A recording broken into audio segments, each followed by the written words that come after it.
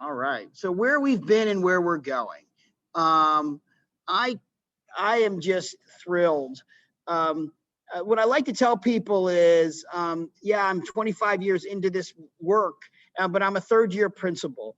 I took a while to get to this position. I didn't know that being a principal at a place like Henderson-Hopkins is the best place to be in the world and the best job. Um, we um, uh, have had the opportunity to lead different nonprofit organizations, be on the school board, but I really wanted to dig in with a community, with amazing teachers, and think about how do we deliver a great school in a community that deserves it. So where we've been, Henderson-Hopkins has all the potential in the world. It was built. It was founded 8 years ago. We've been in our building for 6 years. We're in a state-of-the-art building that is buttressed in East Baltimore. Our name is Elmer A. Henderson, a Johns Hopkins partnership school. And in some ways, our name really tells our story. Elmer A. Henderson is a historic African-American from East Baltimore, one of the first district administrators at North Avenue, and a Johns Hopkins partnership school. Johns Hopkins is our operator. We are right by the Johns Hopkins Medical School, and they're one of our biggest supporters. And so we're a partnership school with Johns Hopkins. But for those of you who know East Baltimore, and well, we know that there has been with EBDI, a big development in gentrification.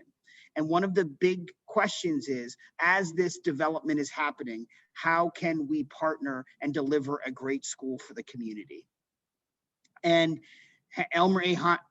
Elmer A. Hopkins, Elmer A. Henderson, um, is really trying to deliver on that promise of a great school.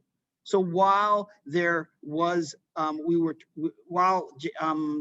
building the school, we're now in our 8th year. 3 years ago, I was able to join this school, and all I saw was potential, and unrealized potential. I was the 5th leader in 9 years at the time. So there's a lot of turnover. There's a lot of question about what the vision and mission was going to be. And then what's really happened over the last 3 years is we've coalesced. We've coalesced around our mission that I saw in the vision. We've coalesced around a great leadership team and staff. We now are the most improved K-8 in Baltimore City, based on park results. We've gotten upticks in attendance, incredible after-school programs. We're building and building and building. And it's really been the results of hard work of an amazing staff and committed to our great students. Where we're going is we truly feel like we can be, there's nothing that we can't accomplish. We have a STEAM focused. You can see our STEAM lab to the right, which is science, technology, engineering, arts integration, and math. We want our kids to think, build, and create. And we have built a new middle school wing. The story of Henderson-Hopkins was elementary school kids stayed, but middle school they left and they went to other places. And now we're building in East Baltimore a place that no kid will ever want to leave. And so we're building out our middle school program with more enrollment. We're adding students. We're adding honors cohort. And we're just really excited about the changes that are coming and the direction that we're heading. I think another thing I touched on in the beginning is it's not just, we also realize with virtually 100%, it's about 98% African-American population in East Baltimore, which is historically Black, at this time in this moment about social justice and equity, is that we can't just stay silent and teach what we're teaching. We're embracing an anti-racist approach. And in a way we're in the midst of doing a full needs assessment of our school, how we teach, how we're delivering outcomes, what we're teaching, what curriculum we're using, and we're gonna relook at that to make sure that we're supporting our students. And the way I think about it is, I want our students to be the next leaders who are leading our next version of our social justice fight. So that's where we're going. We have all the promise in the world. Nothing's going to hold us back. We really feel like we're the place to be in Baltimore City.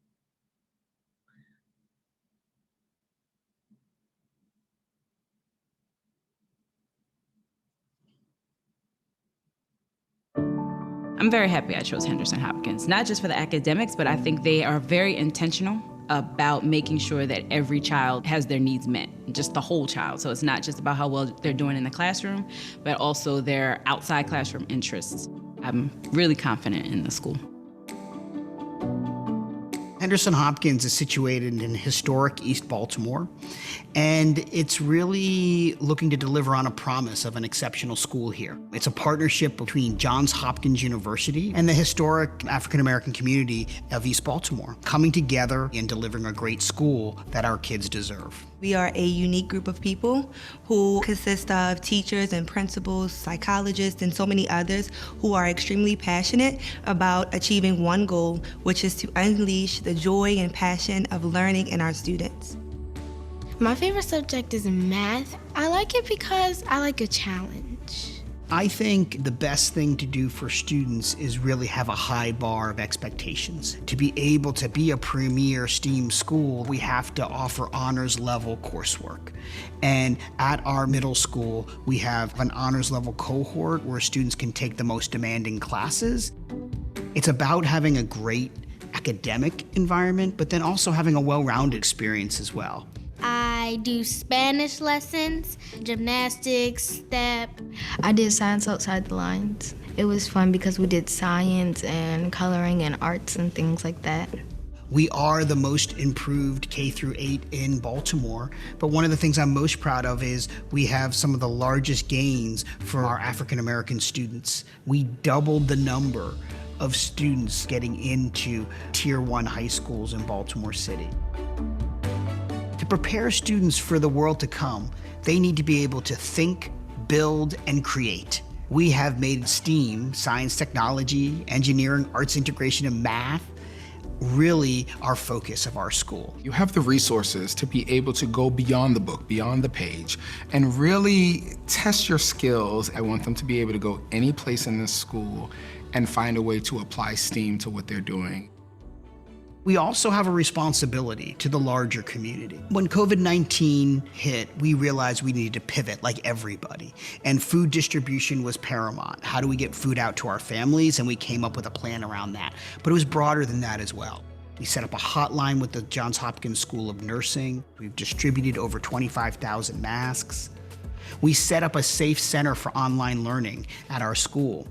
Every day, over 100 students show up and they can do their remote learning in person, get a good meal, have a laptop to work on, and a good internet connection. Because we know most of our families are essential workers and have to go to work. So we wanted to give that option for families. We worked really hard and very quickly to come up with a thorough plan to ensure that the education that the students deserved was given to them. They have such a good community and such a good culture, and they strive for every child to succeed. And so you can't have a better school. For my daughter Maya going into middle school, it was very important that the whole child be taught. We had other choices. Thankfully, she was accepted, but we decided to stay with HHPS. I think what makes Henderson-Hopkins special is how they have high expectations for every student. So no student is left out of the standard. And I think they believe that every child can meet that standard, and they're putting it all on the line to make sure they're doing their part to help. So it's very much a partnership. So you're bringing your child and your family, and they're bringing everything else. And where the two meet, then the kids soar. One of the things that we have to offer here is a really small, intimate learning experience. My favorite thing about this school is the teachers. It's just a really cool school to be at. This is more than just a school, this is a home. We want people to come and join this family. We are growing fast. We have a lot of ambition and missions and goals that we want to achieve. So we want everybody to be a part of that. You can make really good friends here, and you could learn like a lot of stuff. I like that I get treated like I'm family. We believe that she is in good hands when she is at Henderson-Hopkins. We can achieve anything here.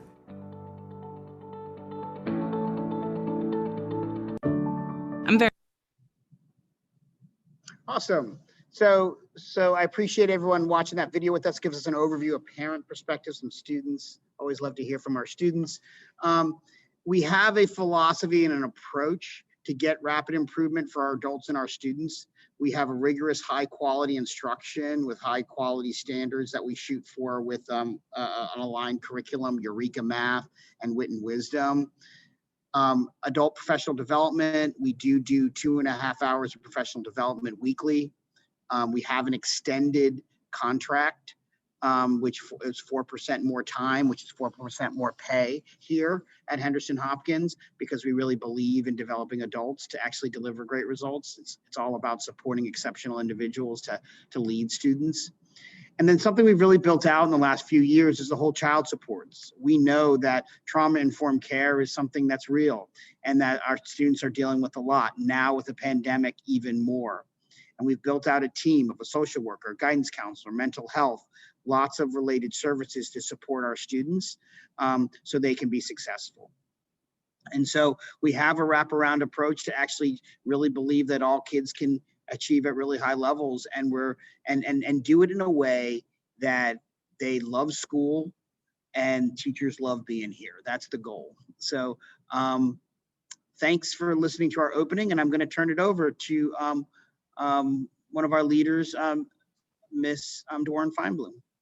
Hi everyone, I'm Heidi, and as Mr. Cannon mentioned, I was a teacher here at Henderson-Hopkins for 4 years, starting when the building opened. And for the last 3 years, I've been serving in a support role as the Dean of Instruction and Climate now.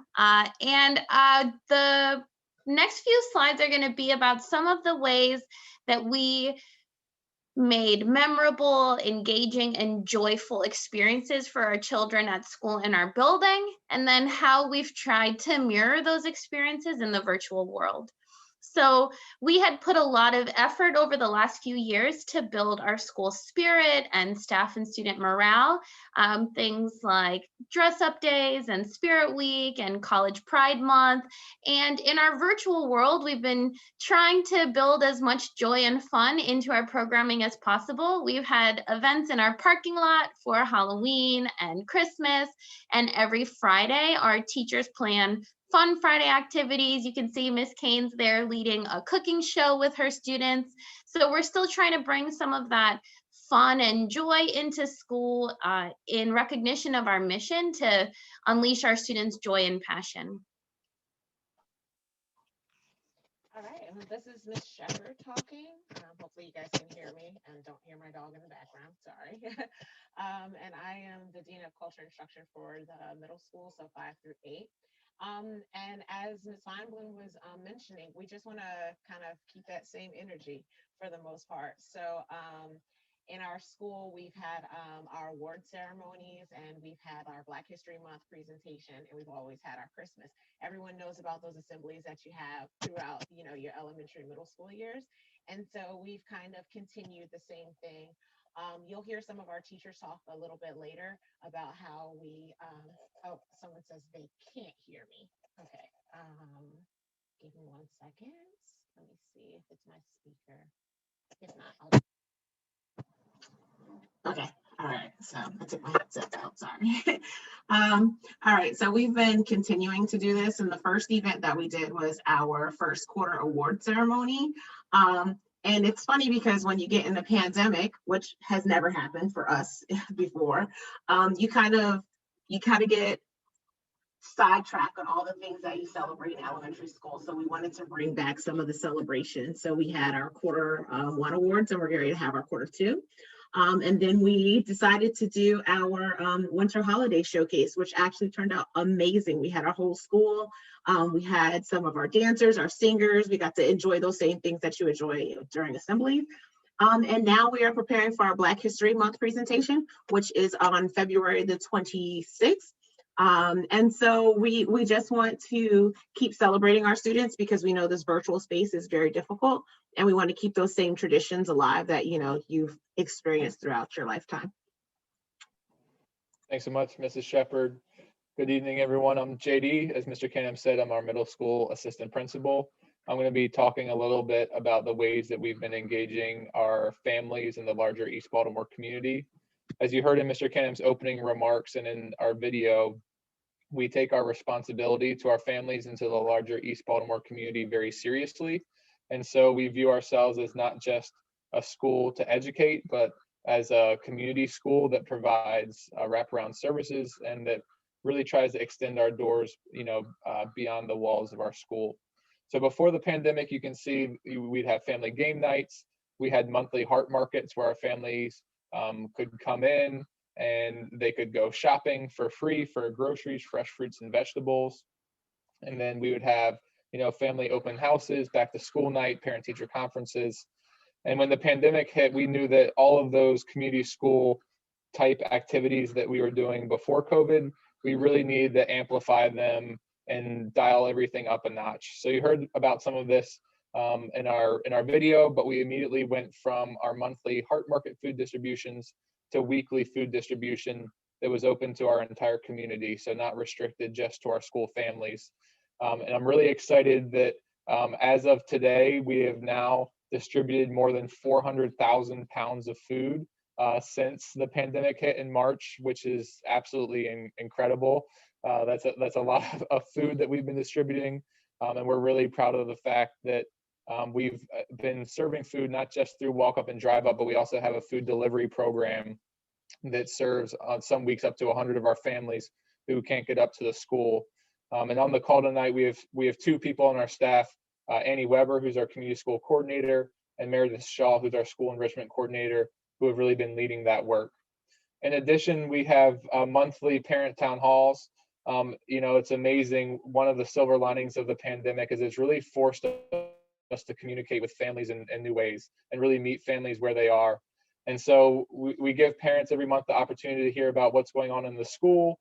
We share community resources with them.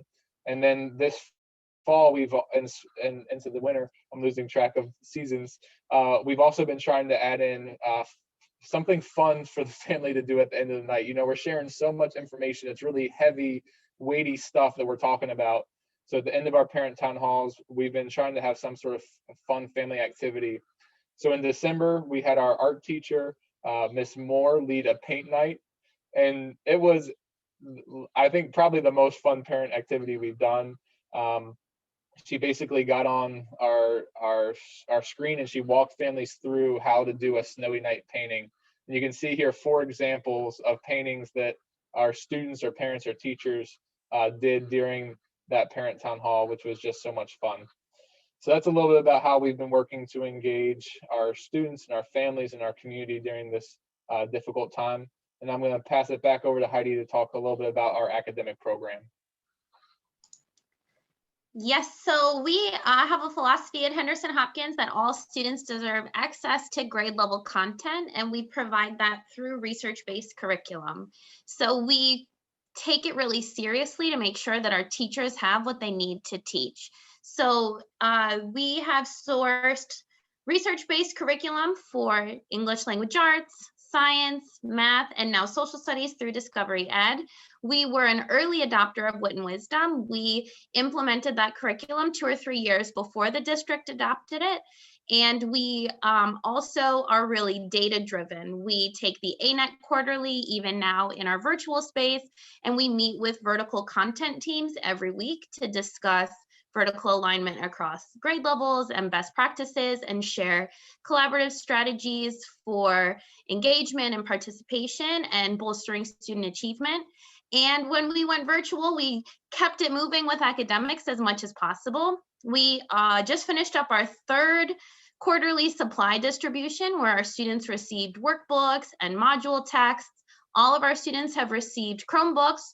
Most of them got them in March. We really started that rollout quickly. And we have, you can see the picture of Mr. Merrill there doing tech support at our school. We have a tech desk open every day from 8 to 4 where parents can come for tech support. We've also really ramped up our repertoire of online learning platforms. What pretty much, if our teachers have asked for it and they've said their students will use it, we've purchased at least a dozen platforms this school year to support intervention and standards aligned content, and also to give students opportunities for synchronous and asynchronous learning throughout the school day.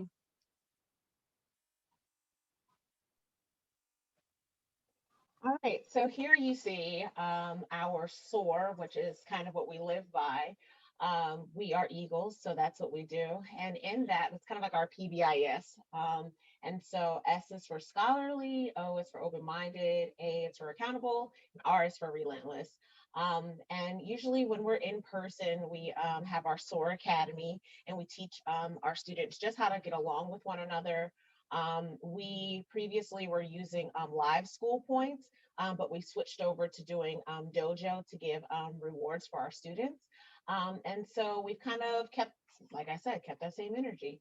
And so we do everything that we were doing in the building, we do it online. So we reward our students through dojo points for having like their cameras on, for being on task, for doing homework assignments, for showing any of our core values.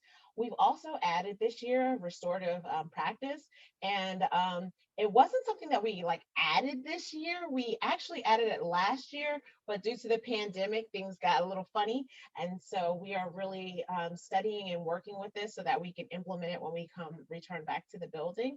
And so we've been working with Akaban, and we have restorative practice coaches, and they kind of work with our students to work with behaviors and finding other ways of, instead of disciplining, but to restore some of our behaviors that we have. All right, so this one's probably my favorite slide. So when Mr. Canham was speaking, he mentioned that I do curriculum and instruction, all of that great stuff. But before I started in my role as dean, I actually was a 4th grade teacher. And I started, what was that, 3 years ago? And this is when we got this attendance clock. So this slide is about attendance. So this clock was actually, it should be called the Miss Shepherd clock, because this was made for my class and the wonderful attendance. No, I'm just joking. But honestly, so we had a lot of attendance challenges my first year. And so one of the attendance challenges was like the highest average for students coming to school every day. And I really went really strong with that. And we had an art teacher create our attendance clock, and we would give them away like each month. We would have an attendance challenge, and the class that had the highest rate of attendance would receive this clock, and it would be in their room. And so this clock stayed in my room. We continued we continued that through virtual learning. And as you can see, we kind of track all of our students. We do morning calls for students who are not in class or logging on virtually to make sure that they are participating. We sent awards home last year to students with perfect attendance. We still recognize our students during our award ceremonies. And now we've incorporated our Strive for Under 5. And each month, students who have perfect attendance receive awards. So some of them have received brownies from local businesses.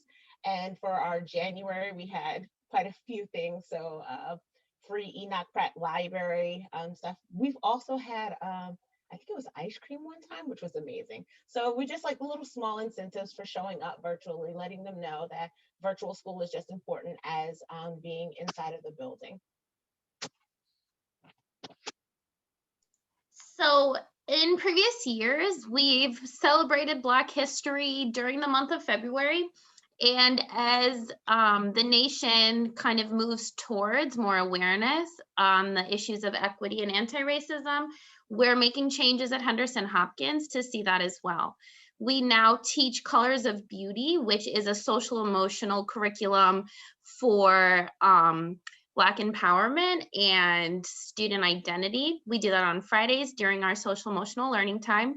We also have a staff book club that meets to read and discuss How to Be an Anti-Racist by Ibram Kendi, and that's led by, excuse me, a DEI consultant who is doing a needs assessment of our school and will provide ongoing training, coaching, and professional development for our teachers on anti-racism.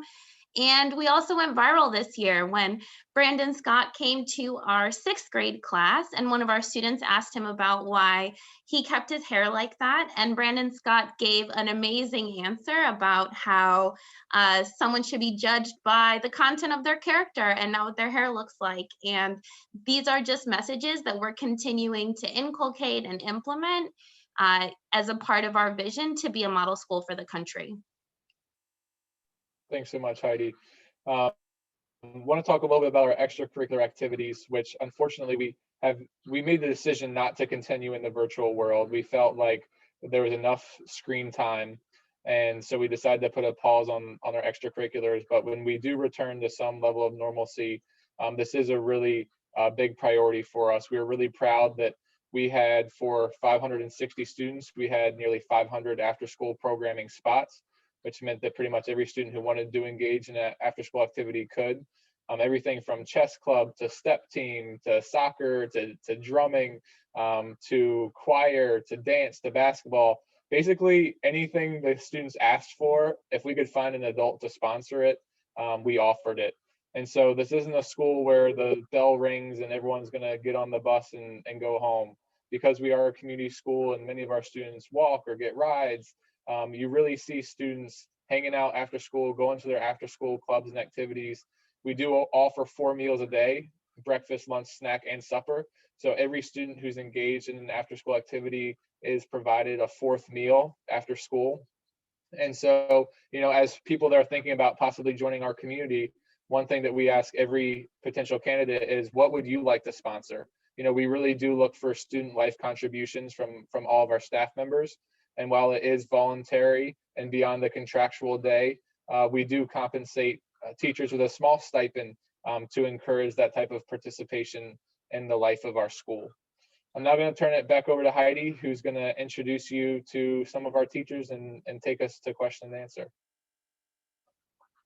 So thanks so much for hearing from our leadership team. JD's about to press play on 2 videos for teachers who are new to our school this year, who have worked in Baltimore City Public Schools in years past, and they just wanted to share their experience coming to our school and how much they loved it.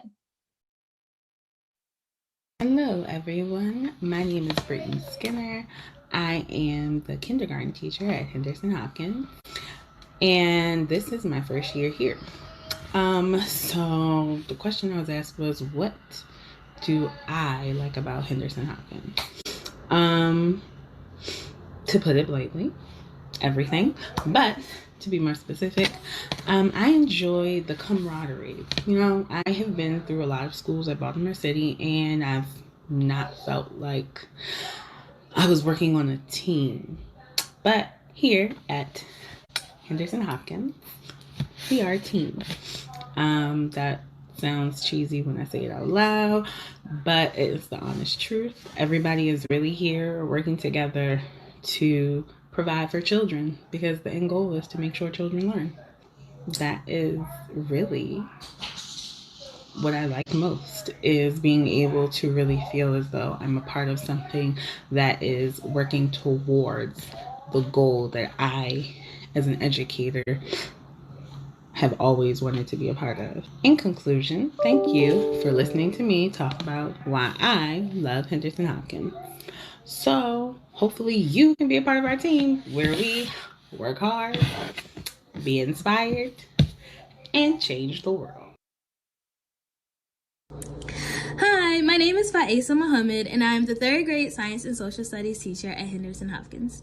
At the end of last school year, I decided that it was time for me to venture off and find a new school home, and Henderson-Hopkins won my heart. From my interview with admin to meeting my new team members and finally getting to meet my students, I truly fell in love with the warm and loving and caring culture that had been cultivated at Henderson-Hopkins. From the well thought out lessons and plans that focused on celebrating self-love, to the strong academic and rigor that is expected of students, to the food distribution that happens every week for students who may be in need and families who may be in need, to the just vast community involvement with the East Baltimore neighborhood that Henderson-Hopkins is set in. I can really just tell that this school is more than just about data and learning, but also just about bringing up our future of children into the leaders that they can be. So for me, my transition was as seamless as possible. Of course, I was a little bit nervous. I hadn't seen the school when I got hired. I really didn't know anyone there, so I was nervous about being able to foster relationships with the students and the staff as a new staff member. But from the first PD and ever since, those feelings just quickly went away. Henderson-Hopkins has done an awesome job of making sure that even through virtual learning and even through surviving a pandemic, that every teacher, every student, every family, every community member is constantly being seen. I think I mentioned the food distribution, but I'm going to mention it again. They have food distribution every week, which I just love. We have quarterly award ceremonies. We had a winter showcase. We're having a Black History Month showcase, all virtually done. And those are things that easily could have been ignored and forgotten about at the start of the pandemic. But the fact that Henderson-Hopkins just keeps doing these things and really thinking about the students and their families just really speaks volumes about what this school really cares about and what they're about. So they don't just talk the talk, but they also walk the walk. So I hope that you have enjoyed my words and felt some type of inspiration as you are venturing into this journey of potentially becoming a new teacher at Henderson-Hopkins. Be blessed. Hello, everyone. Hi. So don't just take our word for it. The grown-ups are happy, but let's hear from some of the Henderson-Hopkins students. My name is Ava Barnes. My name is Kamira Mason. My name is Nehemiah Edwards. My name is Anaya. My name is Kamari Smith. My name is Asia. I love this school. I love Henderson-Hopkins. I love Henderson-Hopkins because the school is really new. It's clean. I like all my teachers, and it's just a fun place to come to learn. I think the teachers here are amazing. I love this school because we have a lot of great teachers. I love my teacher. We are the best school, and we need the best teachers. If you're a great teacher, you should come work here. If you're an awesome teacher, don't forget to apply to Henderson-Hopkins.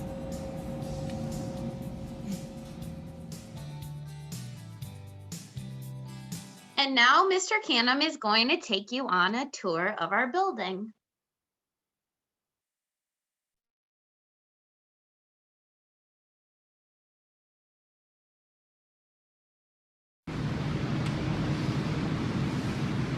Hello and welcome to the Henderson-Hopkins STEAM Lab. This place is incredible. The vision of the STEAM Lab, which is science, technology, engineering, arts integration, and math, is that we are going to think, build, and create here. Those are the skills that you need to be successful in the 21st century economy. So come, take a tour with me. We've got a state-of-the-art 3D printer here where kids will code and then build things. We have our sewing machines where kids will design things, maybe do fashion. And then I have to be honest, I think we have the state-of-the-art laser cutter that no other middle school in the city has. And you are able to build and create things. I can show you wood, rock, anything. We did this model right here. And the idea is kids are going to be coding here. They're going to be doing experiments. It's just a phenomenal learning place that's going to be accessible to everyone here at Henderson-Hopkins. Now we've completed a brand new renovation. Beyond the STEAM Lab, 6 new amazing classrooms that you're walking down right now where the 5th and 6th graders will be. And it's just a beautiful place that you'd want to go. Outdoor lockers, wonderful light. I'm going to take you through to a classroom that just shows you how beautiful this is, where your students will learn. Here is a wonderful classroom with technology set up and that windows all around, and we are ready. We are ready to just bring a great, high-quality, wonderful learning place and rigorous curriculum here at our Henderson-Hopkins Middle School. So come on, drop an application and make sure you reserve a spot. So as we were planning for a recruitment event, we did some research on recruitment, and I came across this quote that really spoke to me. A fulfilling job is one where you go to work really hard on something that matters with other hardworking people, and then go home at a reasonable hour and enjoy the rest of your life. And that's what it is to work at Henderson-Hopkins. We are mission driven and vision driven for a long time, but we also respect that people have families and lives outside of school, and that comes first. And so if you want to work at a place with other really hardworking people and then enjoy the rest of your life, I just have one question for you, and it's, where do you see yourself in the future? And this is another nod to some of the school spirit we love to see at our school. These are some of last year's third graders dressed as if they were 100 years old on the 100th day of school. And if you see yourself working at Henderson-Hopkins, you can apply now for some potential openings. We have, I'll just real quick, we have 7th grade, restorative practices specialists, resource. We are in urgent need of classroom assistants. That would be starting February 16th.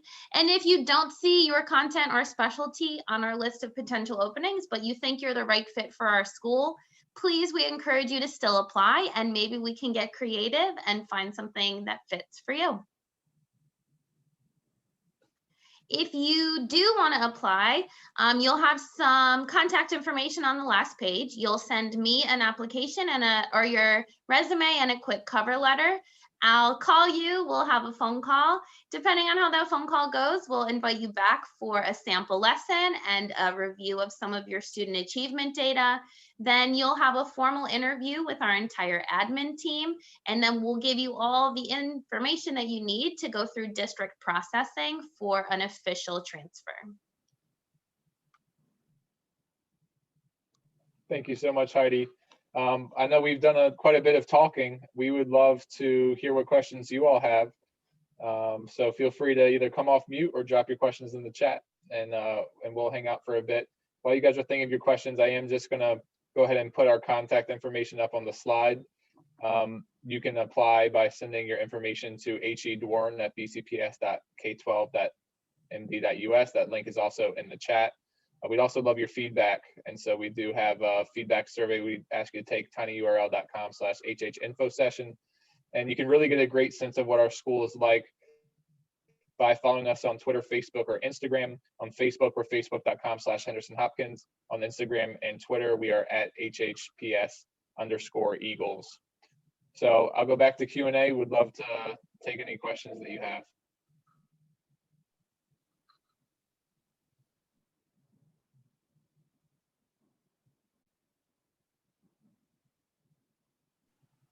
Hi.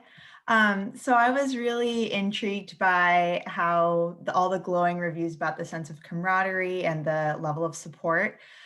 Could you go into some more detail describing like the structures in place for collaborative planning and collaborative data analysis, and just how the staff works together on, a daily, weekly basis? Yeah, definitely. So right now, while we're virtual, our schedule is synchronous teaching Monday through Thursday.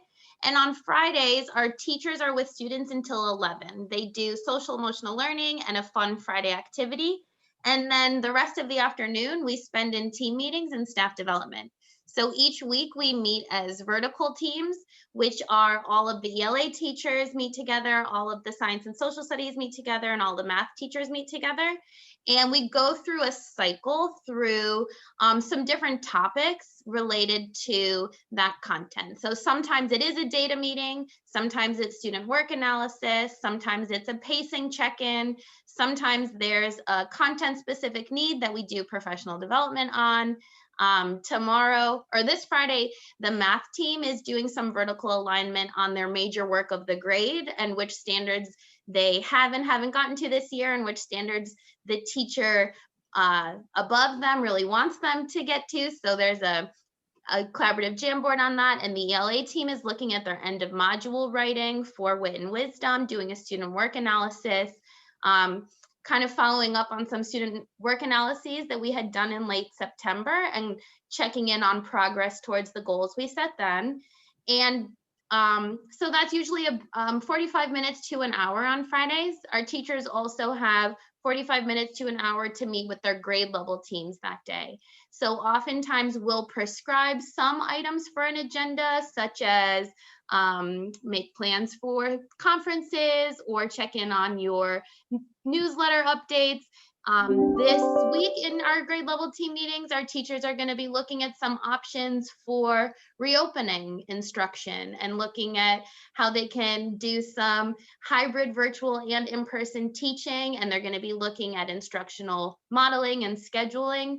But on Fridays, we make it a point to provide that time for collaboration. The only exception is one Friday a month, we give our teachers what we call a wellness Friday, and we close school at 11 o'clock. The teachers say bye to their kids, and then instead of signing on for PD and staff meetings that day, they have the day to themselves to do all the things that they didn't have time to all week while they were teaching. Thanks, Julia. That was a great question. Thanks for the very thorough answer.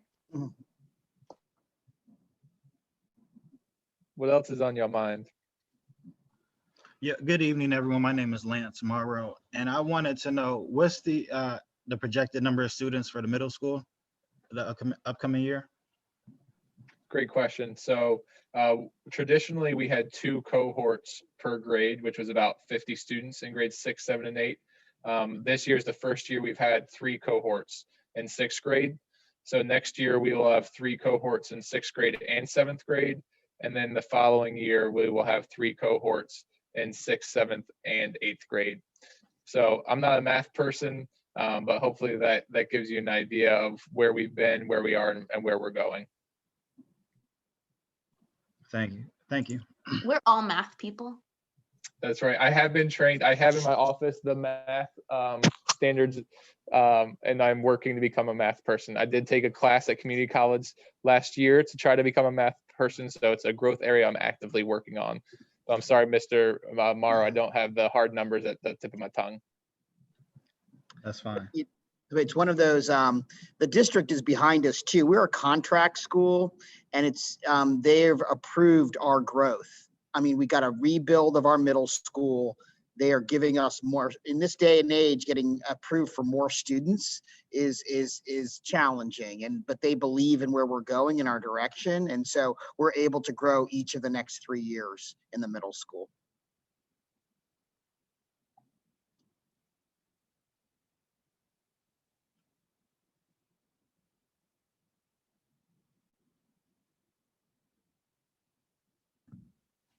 Hey everyone, I had a question about teacher autonomy. Like obviously sticking primarily to the standards, how much autonomy do teachers have to facilitate learning in the way they see best for their students? Are you going for it, Mr. Heidi? What's that? I was saying, Mr. Cam or Heidi, you want to take that one? I'll let Heidi lead, and then I'll supplement. Yeah, so during instructional time, we ask our teachers to prioritize grade level standards and content. That said, we know that all of our students had some unfinished learning because of life in the pandemic last spring, and also some challenges accessing content virtually this school year. So we also provide opportunities for our teachers to enrich, accelerate, and remediate when they see fit. Our application process, as you saw, is pretty thorough. We vet our teachers more than a lot of city schools do. And so we try to hire people who we can assume the best and who we believe will move students in the way that they promise to. That said, we are a curriculum school. Our teachers are not tasked with writing curriculum, and they're expected to be on pace with the research-based curriculum we provide. And there are supports in place, such as vertical meetings and content teams and our coaching, instructional coaching, to help teachers kind of fill in the gaps where the curriculum doesn't. That said, we don't really have any teachers who go rogue. Our teachers are generally pretty grateful for a scripted and well-written curriculum, especially coming from some other schools around the country.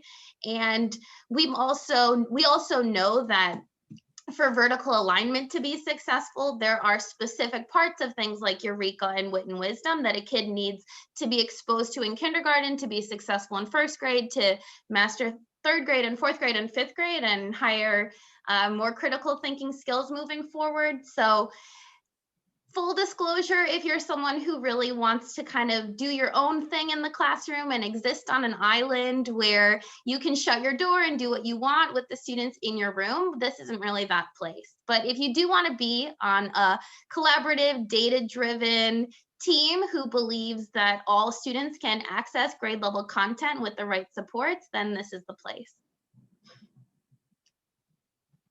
Nothing to add. That was a really good response. Cool. Thanks, Mr. Cam. And thanks, Nate. That's a good question. The one thing I would say is we are realizing with our Wit and Wisdom curriculum and our social studies curriculum, we're doing a full review of how we're approaching it, particularly with, with the diversity, equity, inclusion, and a social justice frame. We're going through this anti-racist professional development that we're going to do a journey for the next 18 months. And I really want staff input on how should we teach social studies? What are the pieces of literature that we're using in Wit and Wisdom? Should we replace them? And I'm completely open to that. And teachers are going to be giving input on what that looks like. And we have had some examples where teachers have swapped out a book, but kept the standards and kept the language of the questioning. And that's like a perfect example of a modification that doesn't sacrifice the grade level content that we believe our kids should have access to.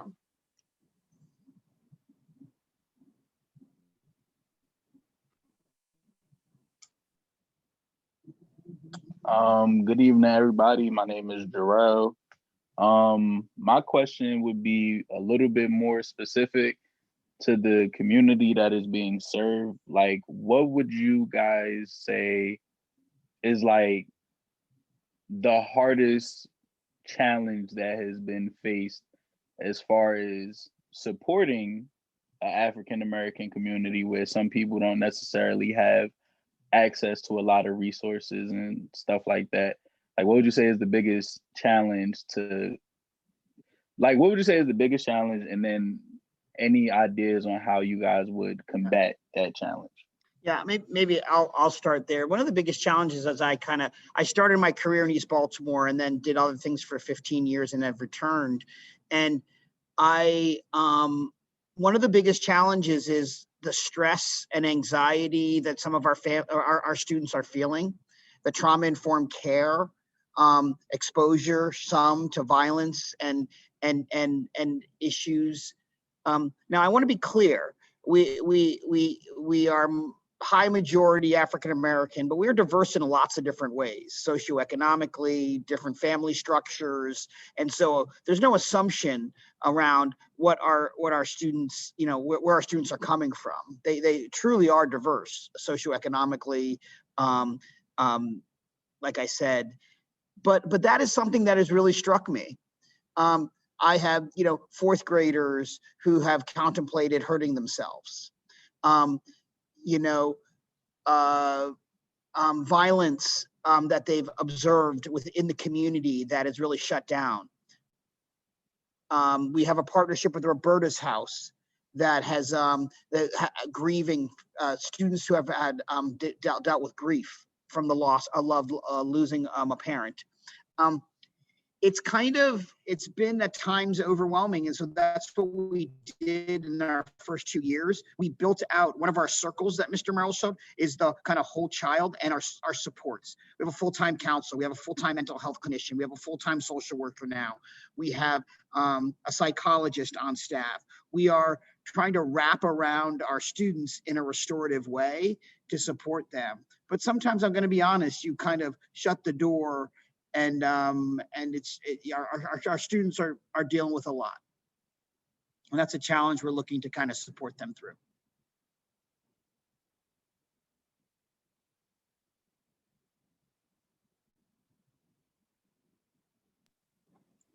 Great. Well, if there aren't any other questions, Mr. Canham, you want to say any closing remarks? No, I'm so grateful that someone's joining another Zoom at 5 o'clock with us and it's virtual. Mr. Merrill knows this. I just gave tours. I was rushing over here because I was giving tours to our families that are considering to come back in person. And Mr. Merrill said to me, like, you really love seeing people, like, and being with people. Like, I love interacting. And so I loved our tours, but I would have loved being with you in our beautiful building and showing it to you all. And so just thank you. Thank you to Miss Feinblum and Merrill and Shepard who put this together. Thank you for coming. Really consider Henderson-Hopkins. This is a special place. I've been within education in lots of different facets, and I literally think we have the ability to accomplish something really special, and we can only do it with the most outstanding people who are committed to kids, aligned to our mission, and but at the same time, I really liked what Heidi said as well. Is like the way I talk about it is, you know, I want people to have a healthy life. I want them to love being around, and like I'm not about working people to the bone until they burn out. That's not the goal here. The goal is to catapult a school forward, doing something that you love, and helping students. And I think this is just a very unique place. So I'd say think about it. If you're interested, please, you got the information there, and spread the word. If it's not right for you and what you're looking for, you may know some really talented person. Send them our way. We'd love it. So with that, I'd close out and just thank you all and have a fabulous, fabulous night.